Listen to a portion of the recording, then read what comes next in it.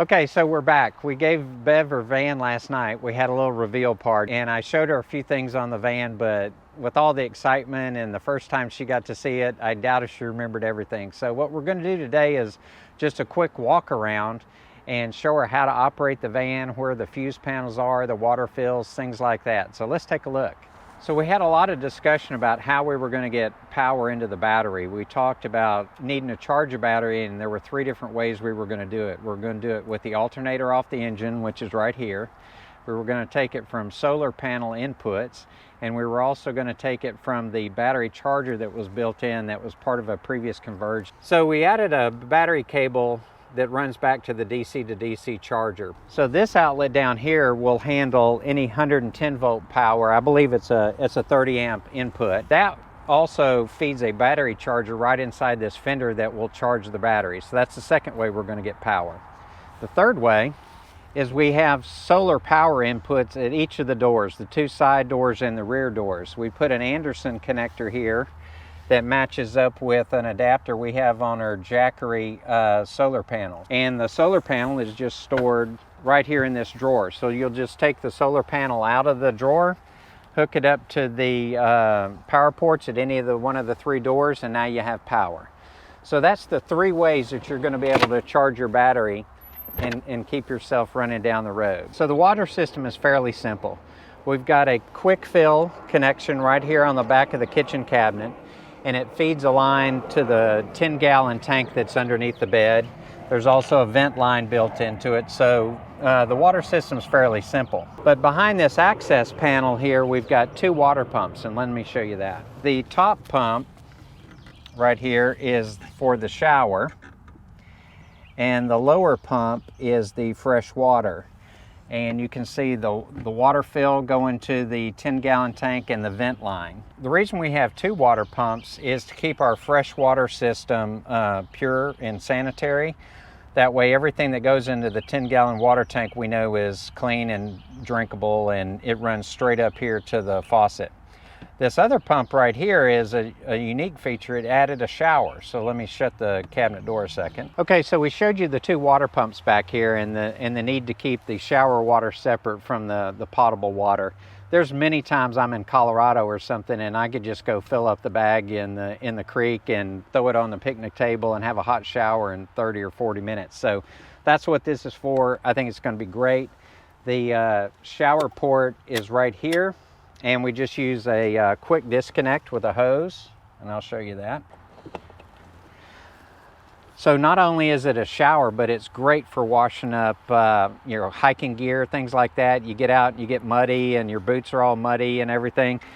This has enough water pressure now that you can really, use it to rinse things off. I'm going to put one of these in my Land Cruiser. Then just the last part of the plumbing is just the cold water faucet. We don't have running hot water, but you have the cold water faucet to a nice new sink and the much smaller gray water tank than you had before. You noticed that you didn't need to keep the water for long and it was nasty. So really, 1 meal and you're going to empty it. So that worked out well. So that is the how we charge the battery, and that's the plumbing. So now we have the electricity, how we consume it in the van. And I hooked up 2 cables to the back to power up the old 12-volt panel that you already had. So that's still functional just as it was before. But in this box, we've added a fuse panel down here. And this runs everything that's now inside the kitchen cabinet. So we have 2 water pumps. We have under-counter lights in the front. We have recessed lights here at the back so that you can have light when you're working back here. That's a water pump. This is the light. We have USB ports everywhere. I'll show you where those are on the front. We've added an outlet right here, 12 volt for the fridge. We added one other switch here, and this was just, I wasn't comfortable with the battery charger that was installed. It wasn't designed for a lithium, so I've got it set up so that when you want to mooch stock, you'll turn this to off like it is now, and that'll keep it from fighting with the other battery in the front of the coach. And when you want to mooch stock, when you want to drive, you'll turn it on. So it's that's not complicated. I think it was a good solution to using the battery charger we already had in the van without having to purchase another one. And now we let the DC to DC charger manage the lithium battery profile, which is better for the battery. Inside the van, in the kitchen area, we've got the power from the inverter, and we've installed a remote on-off switch for the inverter right here. So you want to turn that on when you're cooking and doing things, but in general you can turn it off. From the inverter, we've run power to the induction cooktop. We've got a 110 volt outlet down here, and then another one on the face of the cabinet. There's a lot of power options when the inverter's running. This is a switch for the water pump, for the fresh water, for the sink. So this light down here is down in the toe kick of the cabinet. So that's at night. You need a little bit of light to do something, but you may not want to announce your presence to wherever you're camping. Say you're at Walmart or a rest area. You can get a little light here and not light up all the windows, and it's just, I think it's a safety device. That's roughly the 110 volt power coming off the inverter. We also have 12 volt at numerous USB outlets just for general daily use and charging devices and things like that. In this drawer right here, I've added 2 USB outlets. Each one of them has 2 connection ports, so that's 4 devices that could be plugged in at one time. So I think that'll be great for phones and Bluetooth speakers and microphones, things like that. There is also one other USB outlet on the front face of this cabinet, and then I've added 2 more USB ports in the back beside the bed.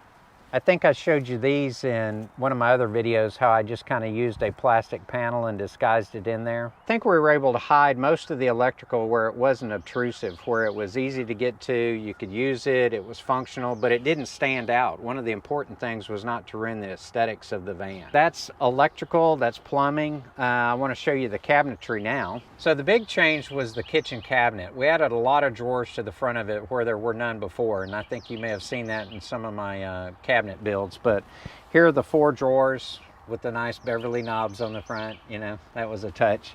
We've now got storage under the sink, so that's a big change. We basically converted this whole cabinet now to storage, where previously it had utilities like water and pumps and things like that. We've buried that all under the bed now so that it's out of the way. And then the last item was the addition of the extended countertop. And this was Bev's idea to do the flip top. So this top now flips over. It covers the induction cooktop, but you can rest a lot of things over here. Spices, you know, I wouldn't put a hot pot and pan over there, but I think for most things it's going to do real well.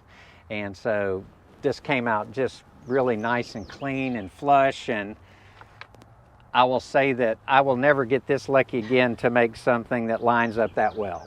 So that was luck. That wasn't skill that came out that nice. Next thing was just all the big storage drawers.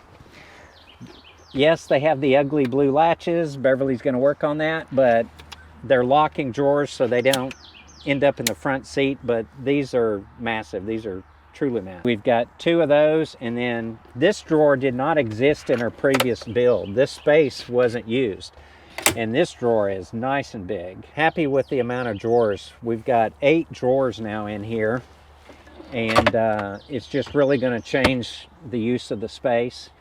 I think I've shown you in some of my other videos all the storage in the back for the solar panel and the camp chairs and everything else.